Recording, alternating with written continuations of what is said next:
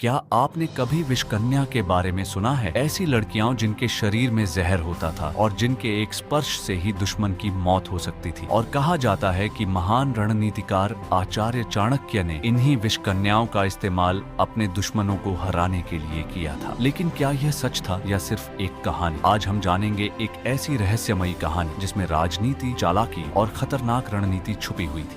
यह कहानी उस समय की है जब आचार्य चाणक्य ने चंद्रगुप्त मौर्य को भारत का सम्राट बनाने का संकल्प लिया था। उस समय मगध पर धनानंद का शासन था, जो बहुत शक्तिशाली और धनवान राजा माना जाता था। उसकी सेना बहुत बड़ी थी और सीधे युद्ध में उसे हराना आसान नहीं था। तब चाणक्य ने एक खतरनाक योजना बनाई, विषकन्याओं की योजना। कहते हैं छोटी उम्र से ही कुछ लड़कियों को थोड़ी थोड़ी मात्रा में जहर दिया जाता था। धीरे धीरे उनका शरीर उस जहर का आदी हो जाता था। फिर जब वे बड़ी होती थी तो उन्हें दुश्मनों के पास भेजा जाता था, दोस्ती या आकर्षण के बहाने। और जैसे ही दुश्मन उनके संपर्क में आता, उसका अंत निश्चित माना जाता था। कुछ प्राचीन ग्रंथों में गुप्तचरों और विशेष रणनीतियों का उल्लेख मिलता है, जिनमें दुश्मनों को कमजोर करने के कई तरीके बताए गए हैं। माना जाता है कि चाणक्य ने भी ऐसी ही गुप्त रणनीतियों का उपयोग किया, जिससे दुश्मनों की ताकत धीरे धीरे कम होती गई। इसी तरह की चालों और रणनीतियों की मदद से चाणक्य ने अपने दुश्मनों को कमजोर किया और आखिरकार चंद्रगुप्त मौर्य को मगध का सम्राट बना दिया। इसके बाद एक शक्तिशाली साम्राज्य की शुरुआत हुई, जिसने भारत के बड़े हिस्से पर शासन किया। लेकिन यहाँ एक जरूरी बात जानना भी जरूरी है। इतिहासकारों के अनुसार विषकन्याओं की कहानी पूरी तरह से साबित नहीं है। कुछ लोग इसे एक किंवदंती यानी